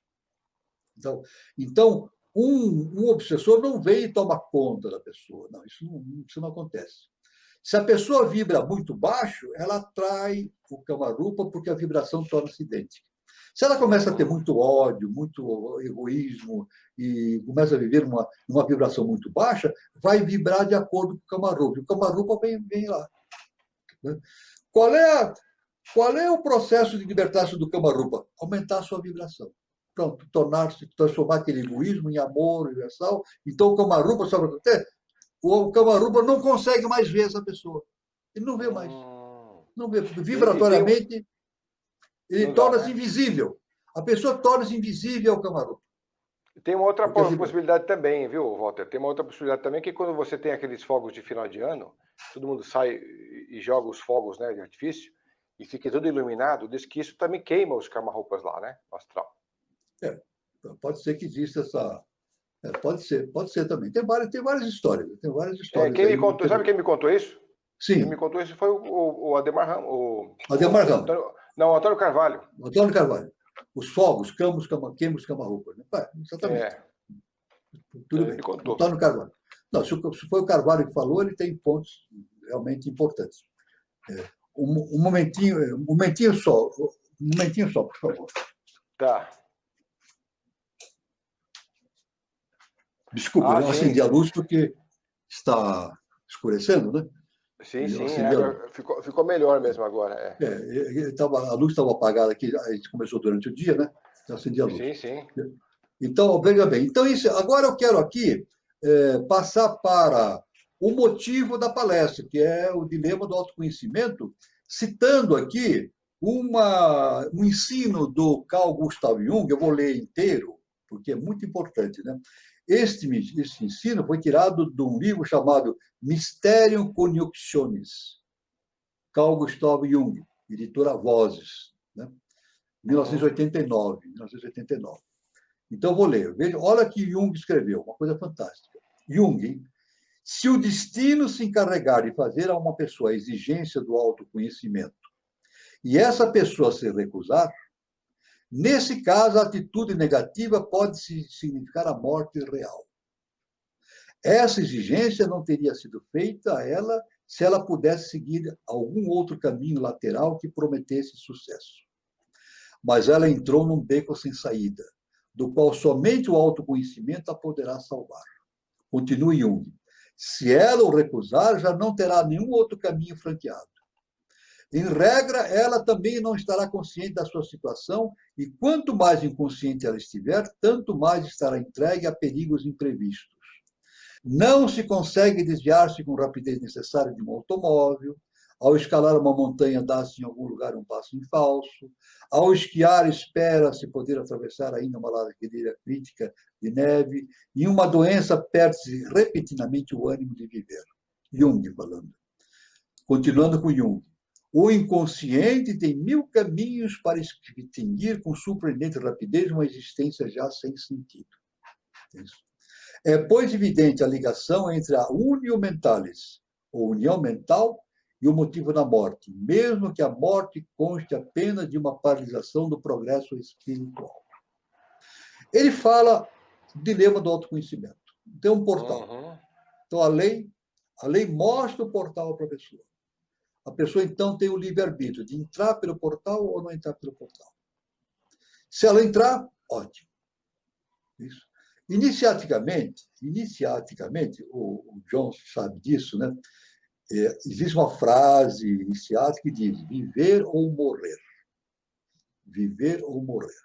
Ou seja, entra, vive, não entra, morre. A morte significa estacionamento evolutivo. É uma coisa terrível. A pessoa pode ficar estacionado anos, séculos, milhares de anos, evolutivamente. É claro que o karma, conforme Jung fala, o karma vai dar o choque, né? E o choque, às vezes, vem com uma certa força, né? Uma certa potencialidade para dar aquele choque, né? No indivíduo, para ele despertar, né? Ele está naquela latência, né? Então, então é o motivo dessa palestra. Eu resumi essa observação do Jung, que eu achei extraordinária, do portal, justamente com o caminho da iniciação, né? Então, o Jung era um adepto. Nós falamos não um adepto real, um adepto virtual, chamamos um adepto virtual, né? Mas um ser de enorme competência espiritual, um dos grandes gênios da humanidade, né? Ô, Walter, você trazendo isso para o mundo atual, a gente consegue perceber que a pandemia tem essa função, né? De dar um choque de realidade para o ser humano acordar e ver se caminha melhor, porque a gente já viu isso no passado, né? Perfeito. 100 anos atrás a gente teve um problema como esse, e a humanidade depois cresceu, evoluiu, assim também na Segunda Guerra, enfim. Exatamente. Tudo começa a acelerar no processo evolutivo. Eu vou ser franco para você, viu? Vou ser franco para você. Eu vou seguir o que Sócrates falou, né? Tudo que sei é que nada sei. Eu podia ficar dando explicação da pandemia, ficar explicando por isso, por aquilo, mas realmente eu não tenho condições espirituais para explicar exatamente o que está acontecendo. Eu estou tentando entender o que é a lei, qual é o plano da lei, porque escapa ao nosso conhecimento humano. Mas é claro, é muito difícil. Existe muita gente que está dando explicações espirituais, eu não me atrevo a isso, porque eu não tenho nível espiritual para isso. Somente um adepto, é isso? Um mestre, poderia, evidentemente, explicar isso com mais claridade. Agora, uma coisa eu sei, seguindo a orientação, o ensinamento do nosso mestre, professor Henrique José de Souza. Ele diz o seguinte: nada acontece por acaso. E segundo, a lei é justa e perfeita. Pronto. Então, o que está acontecendo não é por acaso. Eu não sei determinar exatamente os mecanismos, porque só a lei sabe os mecanismos, ou os grandes mestres sabem exatamente o mecanismo das coisas. É muito difícil, né, João? Nessa situação no mundo. Completamente. Ninguém está entendendo direito, né? Cada um tem uma opinião, cada um fala uma coisa, mas, na verdade, ninguém sabe nada. Ninguém sabe, é verdade. Então, não adianta ficar dando chute e opiniões, porque acaba até perturbando a mente das pessoas. Agora, uma coisa eu sei, isso, nada acontece por acaso. E a lei é justa e perfeita. Em cima do que está falando... Em cima do que você está falando aí, eu também posso fazer um parênteses aí e lembrar que a gente está com vários pontos do planeta pegando fogo, né? Na Califórnia e estados por lá, aqui no Brasil mesmo, Pantanal, Amazônia. E quer dizer, de repente, tudo bem, tem a ação humana que é criminosa e o ser humano vai pagar por isso, claro que vai pagar e tem que pagar mesmo, né? Mas eu acho que se também não fosse um plano divino, ele não seria permitido, né? Não seria permitido, claro. Olha, nós, retornando àquilo que nós comentamos logo no início do nosso encontro, né? Os elementais. Os elementais agem sobre o processo natural. Então, maremotos, incêndios, explosões vulcânicas, não acontece por acaso. Os elementais que, nos mundos internos, que produzem os tufões, etc. Né? É claro que os elementais obedecem ordens. Obedecem ordens. Então, nós vemos aí uma série de problemas. Na Califórnia teve um incêndio pavoroso lá, né? Sim. Inclusive, queimando mansões, né? Mas todo ano queima lá, né? Todo ano tem esse incêndio. Não queima só casinha de pobre, não. Queima mansões. Vai tudo pelo fogo. E não há bombeiro que dê jeito. Não há bombeiro que dê jeito nisso, porque é muito forte. Uma coisa da natureza muito forte, né? Mas tem os elementais por trás, né?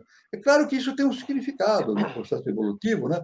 Talvez, eu acredito, talvez chamando a atenção da humanidade para uma série de problemas. É claro que a pandemia está suscitando uma série de pensamentos, não é isso? De renovação, não é isso? As pessoas conversam na televisão, né? Nós temos que modificar, não é isso? Dar valor a certas coisas que não tínhamos dado importância para o pessoal da saúde, não é verdade? Dar valor para o pessoal da saúde, e etc. Muito. E tal, porque dá-se muito valor a coisas que não levam a coisa nenhuma, né? Até o professor, milhões, né? Até o professor que está esquecido, né? Estava esquecido, estava sempre jogado às traças ali. Agora eles viram. Agora os pais mesmo viram que pestes eles têm em casa. Pois é. A criançada fica enchendo o saco do professor lá, não tem aula, pois é. não quer aula, fica destruindo os utensílios de estudo lá, fica destruindo tudo que pode destruir. Fica aprontando lá em casa, os pais agora conhecem as peças que tem. Né? Perfeito. Pois é, aqui dá valor o pessoal da limpeza pública, né? É um serviço essencial. A pessoa vai a lixeiro, não é lixeiro, não, é limpeza pública. Eles mantêm o asseio. Se não tiver isso, dá um caos. Então, tudo isso tem que ser revisto. E já estão comentando isso. Exatamente, Walter, exatamente. O pessoal fala na pós-pandemia. Eu acredito que isso vai passar, isso eu tenho certeza. Vai passar porque nada dura permanentemente. Nada dura permanentemente. Esse vírus, ele age por elementais. O vírus não vem sozinho, não. Não vem sozinho. Isso tem uma ação elemental por trás disso, né? De lei. Agora, eu acredito, isso eu posso dizer, vai existir uma pós-pandemia, porque vai ter vacina, vai ter os recursos, a lei, mas vai ficar registrado no consciente e no inconsciente humano a necessidade de transformações da sociedade. Exatamente, muito bem. Dá valor a determinadas classes que não se dá valor, ao professor, ao pessoal da saúde pública, o pessoal da segurança, atitudes, o pessoal do saneamento básico, aqueles que cuidam da natureza, né? Então, tudo isso vai ter uma série de implicações de transformação da sociedade. A duras penas. E as descobertas científicas também, porque com certeza nessa busca do vírus também, da claro. Tenho certeza que a sociedade, a medicina encontrou muitas curas para muitas coisas, só que no momento certo eles vão colocar isso à tona. Além do vírus, né? Você vê, tem 160, eu li 160 e tantas firmas, empresas trabalhando para um vírus, né? Não, mas eu estou falando além disso. Isso aí é o propósito, mas dentro desse propósito, eles descobriram outras tantas coisas que não se fala agora, porque não é momento de falar. Sim. Com certeza isso pode ajudar aquilo, pode ajudar naquilo outro, Isso vai ajudar. Então, muita descoberta, porque o mundo inteiro está se mexendo, se energizando para mexer a mente, para buscar uma resposta para as coisas, e nisso tudo, esse exercício todo, ele é potencial, né? Eu vejo no noticiário, né, que eu fico vendo notícia, mas eu vejo notícia boa, eu não gosto de ver notícia catastrófica, eu não gosto de ver... Tem noticiário que só dá notícia da catástrofe, a maioria contamina, a maioria contamina mesmo. Notícia boa não se dá, só notícia ruim. Isso é no mundo inteiro, não é só no Brasil, no mundo inteiro. É porque não vende, não vende. Não vende. A televisão diz que não vende. Se você colocar coisa boa, não vende. Tem que ser, notícia ruim vende. Notícia ruim espalha logo. Né? Mas eu vejo nas boas notícias as pessoas falando. no pós-pandemia, a economia no pós-pandemia, a relação entre os poderes no pós-pandemia, a escola no pós-pandemia. Então já está se falando no pós-pandemia. Isso tem razão de se falar. Nós temos que pensar já na pandemia para tentar minorar o sofrimento e vacinas, etc., saúde pública, e já pensar numa nova fase evolutiva da humanidade, no pós-pandemia, com transformações sociais rumo a uma nova sociedade. Isso é muito importante. Sem dúvida, É é muito verdade. importante. Então, isso aí é uma oportunidade que temos para esta. Inclusive, o desenvolvimento também das vias da internet, né? Nunca se usou tanto as lives e tudo, né? Eu, por Olha exemplo, como nunca. facilitou. Pois é, olha como facilitou a gente aqui até Eu agora, nunca faz vi. 1h30 que nós estamos Você aqui vê, conversando. você vê, uma amiga minha, né, da eubiose, eu nem tinha percebido isso, né? Ela falou para mim: olha, Walter, se não tivesse a pandemia, você estaria fazendo 1, 2, 3, 4 palestras por ano. Agora você faz palestra 2, 3, 4 por semana. Olha aí, Né? tá vendo? Na verdade, eu sou convidado e participo, dou aula online, etc. Isso é verdade, é verdade. Olha, então, o que acontece? Eu estou sendo utilizado como instrumento mais ativamente, né? Também, aqui também Para funciona assim. plantar, jogar. Você também, né, John? Tá mais Sim, ativo nessa. Então, isso tudo dá frutos sem bons, né, dúvida. para toda a sociedade, né? Então, a lei é justa e perfeita. Eu não sei explicar exatamente tudo. Tudo não sei explicar nada, porque escapa ao meu conhecimento. Não sei explicar nada. Eu fico com tudo que sei que nada sei. Tudo que eu sei, Uhum. João, o que nós sabemos é apenas uma migalhinha no deserto, é um grãozinho de areia, né? Se a pessoa disser que sabe, está mentindo. A gente não sabe, a gente sabe uma Quem, coisinha quem, mínima. quem acha que sabe é porque tem uma dimensão muito pequena da realidade, Muito uma pequena. Na imaginação. verdade, nós temos, o nosso conhecimento é muito pequenininho, né? Mas, então, agora nós temos que lutar, de acordo com o tema de hoje, lutar para não é obter conhecimento de informações, é autoconhecimento, né? Conhecer a si mesmo, essa é a base. A base de todo esse processo é o autoconhecimento. Então, eu acho que depois da pandemia, ou pós-pandemia, eu acho que a humanidade, pelo menos uma elite, ou uma elite que não seja tão elite, mas intermediária, vai ter uma percepção de mundo diferente, porque sentiu na carne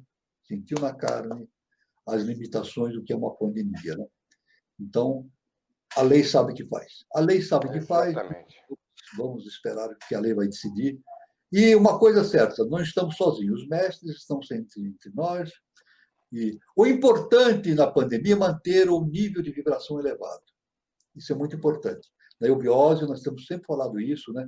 Manter um nível de vibração elevado, com amor, com, com altruísmo, não é verdade? Para tudo, né? Para Uhum. todos. Né? Sem ódio, sem nada. Né? Então, isso é muito importante, essa posição. Mesmo para aqueles que a gente considere que têm atitudes negativas. Né? Tem muita gente que a gente vê na política atitudes negativas, mas não odiar Sim, as sim, pessoas. sim. Eu digo, para uma nova civilização, para esse processo de iniciação, essas pessoas que têm más atitudes na política, como corrupção, etc., não merecem o nosso ódio, merecem a nossa compaixão. Compaixão, porque eles vão responder karmicamente por isso. E o karma é pesado. O karma é pesado, né? Se está difícil a compaixão, pelo menos a O indiferença, Brasil. né? O Brasil é a pátria do Avatara, quando o nosso mestre fala, né? O berço da nova civilização. E o nosso mestre diz: trabalhar contra o Brasil é trabalhar contra a humanidade. Então, todos aqueles que estão trabalhando contra o Brasil estão trabalhando contra a humanidade, estão trabalhando contra a evolução, contra Deus. Então, é um negócio Uhum. muito importante. Isso precisa ser repetido. Então, devemos ter compaixão dessas pessoas e nos comportarmos bem, né? Isso é importante. Não só olhar para os outros, mas sermos honestos e manter uma atitude positiva, né? Com a Sim, divindade e sem dúvida. sempre emitindo vibrações positivas para todos. Isso é muito importante. É isso aí. Bom, Walter, então, olha, fico muito agradecido a você ter se dedicado aí para enriquecer mais um programa Tocando Oculto aí com os seus conteúdos, com as suas observações. Realmente foram muito importantes, foram marcantes e essenciais. Então, eu agora deixo esse momento final para você também, não só dar suas palavras finais, como sempre você faz, mas também falar do seu livro. Do livro, exatamente. O livro, aqui, eu tenho aqui o livro, né? Do livro. Eu editei em janeiro deste ano, eu editei esse livro aqui, ó. A Aurora dos Deuses no Braço de Órion, não é isso? A Aurora dos Deuses no Braço de Órion. Então, pode ser adquirido através da Lura Editorial, Lura, Lura Editorial, pode ser pela internet, Lura Editorial, ou então pela Amazon. A Amazon tem duas formas, ou adquire fisicamente ou adquire na forma de e-book. É claro que a venda física, eu tenho feito fornecimento, no início eu fiz 3 lançamentos, né? 3 lançamentos fisicamente. Agora não é o momento de fazer isso. Mas, então tem essas possibilidades de comprar. Eu coloquei aí no visor, é isso mesmo, Lura né? Editorial. Lura Editorial ou Amazon, exatamente, perfeito. É isso aí, exatamente. né? É só entrar no site da Lura Editorial e lá tem a compra. Aí vai receber fisicamente, viu?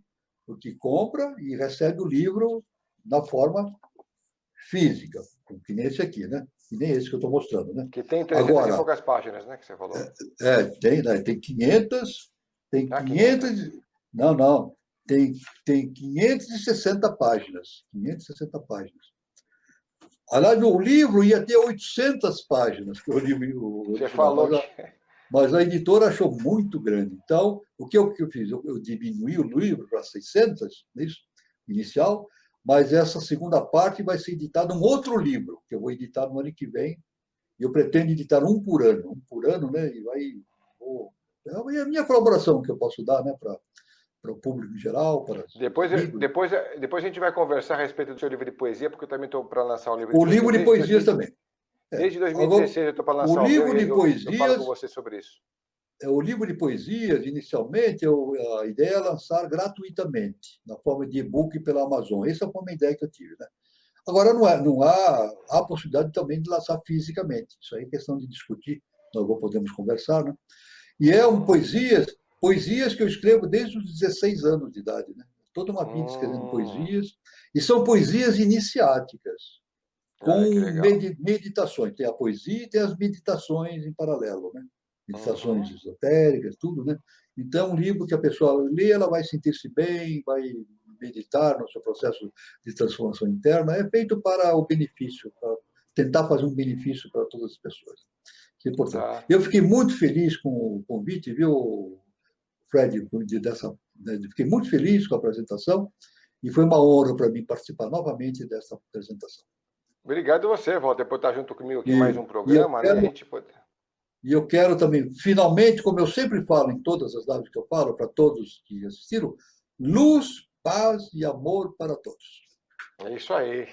Bom, pessoal, eu fico muito feliz aqui e honrado em tê-lo conosco, né? Como eu sempre coloco aqui no final, porque você fez a diferença. E eu não posso deixar de falar também para o pessoal que ainda não entrou e não se inscreveu no canal Tocando Oculto. A gente tem 3 diferentes abordagens. Então, aqui pelo YouTube a gente tem os vídeos, que a gente deixa um conteúdo profundo, né? E nada raso com os convidados que nos chegam. A gente tem no Instagram, através da Fernanda Morena, que é a nossa produtora, conceitos, filosofias e as próprias postagens de programas que faremos aqui, e no Facebook, que vocês participam ativamente também com conteúdos de vocês, que acabam acrescentando dentro do conteúdo, que o programa acaba ficando um grupo de interatividade, né? Então, fico feliz aí por a gente estar junto, espero que vocês também repliquem esses programas que a gente tem feito para outras pessoas, falem dos programas, curtam nossas postagens, e espero vê-los em um outro programa Tocando Oculto. Obrigado, então, também a você, então, Walter, por mais esse programa, viu? Felicitações aí aos seus conteúdos que virão. E vamos estar juntos, com certeza, em outros. A gente tem aquelas pautas da sinarquia, que você falou, que são interessantes. Exatamente. A sinarquia é muito importante, é muito importante. Entre outros, né? Você veio falar de assuntos... Entre outros. A sinarquia eu já fiz várias apresentações, várias palestras, é um assunto muito extenso, né? Inclusive, até na última aula, um aluno meu me pediu para fazer uma correlação entre o autor da Utopia, né? Utopia, aquele livro Utopia com a sinarquia, se havia alguma relação, né? Thomas More, né? Ou Thomas Morus, em latim, né? Ele me pediu para fazer uma correlação. Eu nunca tinha feito essa correlação e acabei fazendo uma correlação, né? Ele queria saber se tinha alguma relação com a sinarquia e na própria palestra sobre sinarquia a gente pode até entrar nesse assunto, né? O livro. Walter, eu não sei se você já tocou nesse assunto, mas eu acho que não. Você falou sobre a verdadeira descoberta do Brasil, não, né? Aqui no programa você não falou disso, né? Não, já faz tempo. Nós falamos sobre as grandes navegações, né? Mas aqui da descoberta do Brasil, não, né? Não. Nós podemos falar sobre isso aí. Tem uma palestra muito, é o Quinto Império, isso é fantástico, Quinto Império. É outro tema. Do Quinto Império, né? Isso é fantástico, essa palestra. Não é a minha palestra, o tema, né? O tema, a ideia do Quinto Império. Qual é o contexto que ele abrange esse tema aí? Não, vem desde a Caldeia, né? A história começa na Caldeia, né? Com o rei da Caldeia, né? E depois passa pelo Templo de Salomão, e vem vindo, depois vem para a Europa, depois Portugal, Espanha, depois Brasil, etc. Tem toda uma conotação, né? Na verdade, é uma história diferente, né? Dos Cavaleiros Templários, né? Os Cavaleiros Templários, a Ordem do Cristo, né? E tem uma série de coisas que a história oficial não aborda, né? A história oficial acadêmica aborda de uma maneira, né? Mas existe uma outra história, que é a história transcendental, que aborda de outra maneira e satisfaz melhor a nossa visão de história, né?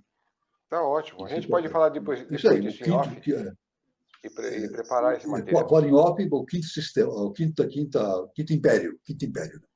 A gente fala sobre isso em off para a gente depois jogar para frente e com certeza vai ser um tema muito interessante também. E também tem outro tema interessante que são as almas gêmeas também, né? Mistério alquímico das almas gêmeas também. Sim, muito legal. Muito importante também. Eu fiquei aqui quietinho. Eu fiquei aqui quietinho também quando você falou sobre, você está falando sobre os graus aí se contando nesse programa de hoje, e me lembrou muito a correlação, eu não acabei não fazendo na hora porque fugiu da minha mente, mas a correlação que ia fazer é sobre a escada de Jacó, né? Exatamente, a escada de Jacó. Graduação. Isso, a graduação, exatamente. O professor Ademar Ramos falava muito nisso, né? E o Antônio Carvalho também, que era interessante. Antônio Carvalho, os processos, iniciado perfeito, de muito fogo, importante. Buda e tal. É muito importante. Depois a gente pode trazer isso para frente, a gente pode trazer para frente, pode trazer também, exatamente. Tem muito assunto. Bom, tem muito assunto. Vamos estar juntos aí para a gente abordar e deixar um pouco mais de alimentação aí consciencial para a galera, né? Tá ótimo, perfeito. Obrigado, então, mais uma vez, Walter. Obrigado por estar junto com a gente. E até o próximo Tocando Oculto, se vocês permitirem, e a criação também.